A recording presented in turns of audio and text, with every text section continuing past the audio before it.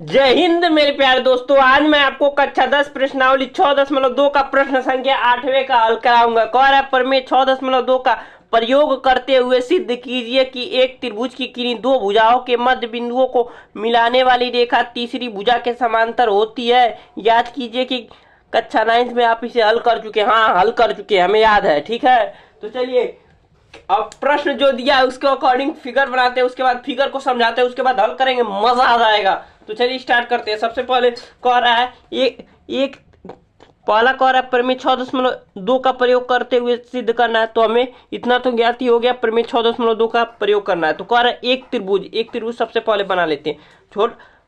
छोटा छोटा पढ़कर बनाएंगे तो आसानी से हल हो जाएगा। कह रहा है एक त्रिभुज, तो सबसे पहले एक त्रिभुज बना लेते हैं, उसके बाद आगे पढ़ेंगे, उसके बाद सॉल्व करेंगे।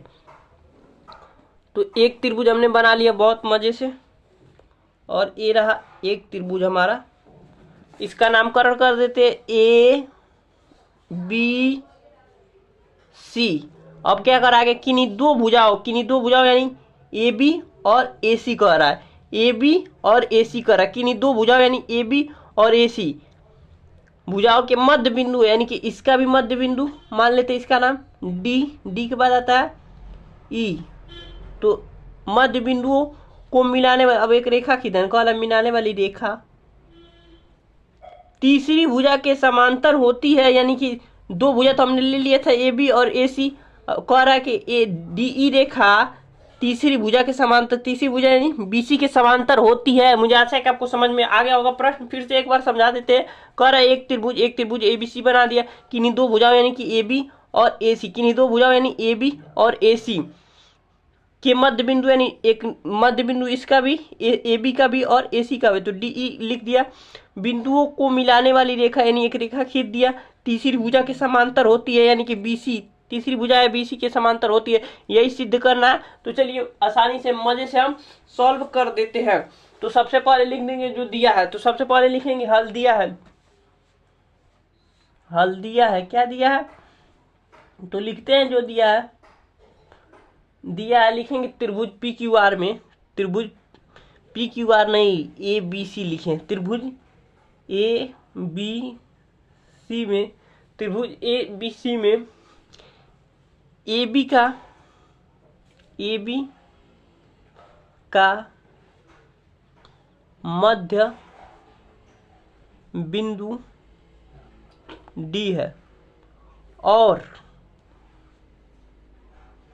एसी भुजा का मध्य बिंदु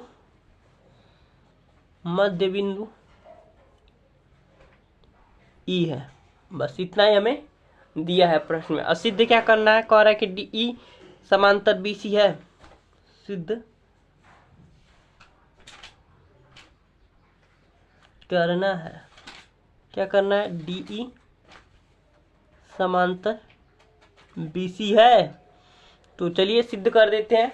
सबसे पहले लिखेंगे त्रिभुज ए बी सी में, त्रिभुज ए बी सी में त्रिभुज ए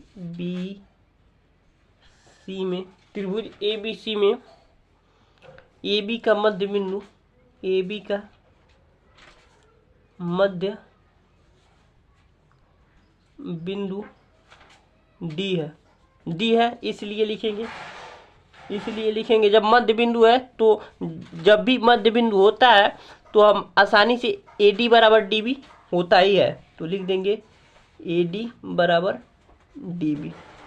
अब ए डी बराबर डी बी हो गया, तो इसके गुणे में हमेशा एक रहता है, जरूरत पड़ने पर लिख दिया जाता है। तो यहाँ से हो जाएगा ए डी बट्टा में डी बी बराबर में 1। इसे समीकरण नंबर 1 कह देंगे। अब लिखेंगे पुनः त्रिभुज ए बी सी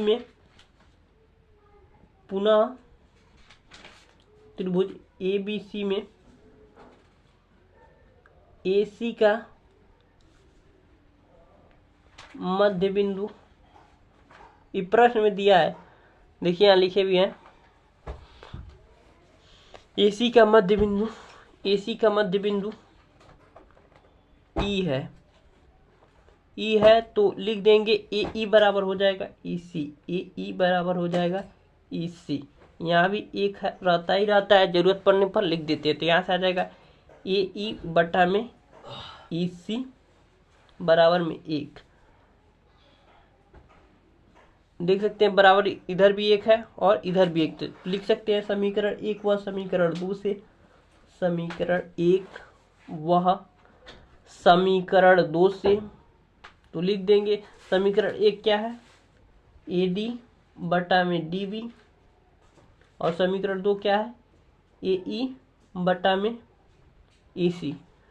तो देख सकते हैं त्रिभुज में ए डी बटा में डी बी आ गया और ए ई बटा में ई सी आएगा। जब भी एक त्रिभुज में संगत भुजाओं का अनुपात बराबर होता है तो उस त्रिभुज में दो समांतर रेखा होती हैं वो एक दूसरे के पैरेलल हो जाती है, यानी समांतर हो जाती है। जो भी किसी त्रिभुज में जो दो भुजाएं होती हैं एक दूसरे के समांतर हो जाती है, यानी कि डी ई समांतर हो जाएगा बी सी। यही सिद्ध करना था, तो लिख देंगे इसलिए डी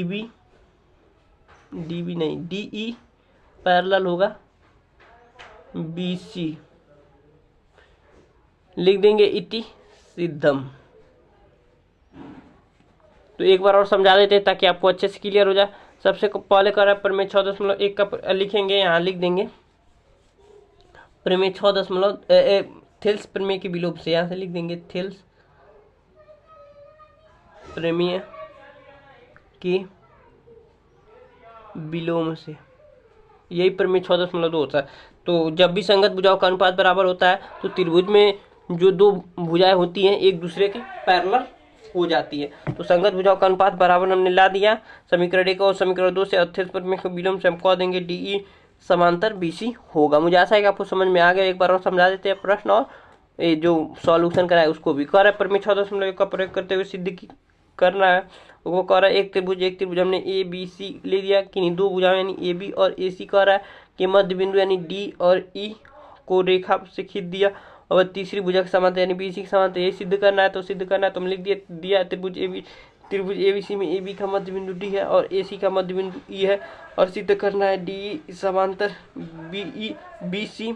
उसके बाद हमने लिखा त्रिभुज ए बी सी में ए बी का मध्य बिंदु डी है। उसके बाद हमने लिखा यहाँ से इसलिए ए डी बराबर डी बी हो जाएगा। तो ए डी यहाँ को ए डी बटा में डी बी कर दिया, और एक गुणा में रहता है, जरूरत पड़ने पर लिख लेते हैं उसे। समीकरण 1 कर दिया। पुनः त्रिभुज ए बी सी में हमने ए सी का मध्य बिंदु ई है, ए सी का मध्य बिंदु ई है, और यहाँ से इसलिए ए ई बराबर यहाँ लिख देंगे इसलिए ए ई बराबर ई सी। जरूरत पड़ने पर एक छुपा रहता लिख लेते हैं। तो ए ई बटा में ई सी हो गया। यहाँ समीकरण 2 समीकरण 1 और समीकरण 2 से मान रख लिए। और उसके बाद देखिए जब संगत भुजाओं का अनुपात बराबर आ गया तो थेल्स प्रमेय के विलोम से कह दिए डी ई समांतर बी सी। और यही सिद्ध करना था, हमने बहुत आसानी से कर लिया, दो बार बता दिया आपको। मुझे आशा है कि आपको समझ में आ गया होगा, बहुत मजे से समझ में आ गया। मिलते हैं अगली वीडियो में प्रश्न संख्या 9 के हल के साथ।